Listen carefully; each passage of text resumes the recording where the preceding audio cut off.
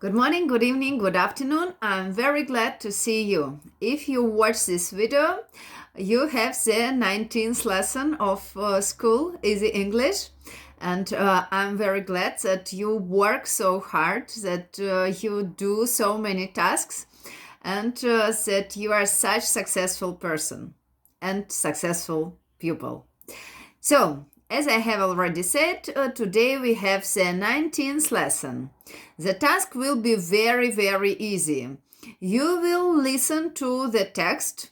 You will try to write this text and translate without any exercises. Everything very, very simple. So, let's start. Nowadays, people have many entertainments. They can go to the cinema, to the theater, to the concert, to the cafe, to the entertainment park, or just to the shopping center. Many years ago, people couldn't think that a shopping center can be entertainment because a shop is a place where you can simply buy necessary things. Modern shopping centers offer a wide variety of entertainments, both for children and for adult people.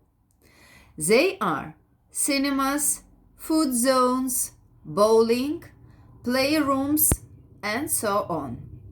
Many people also simply like window shopping. That's all for today. I hope very much that you understood a text and that you can write this text and translate it.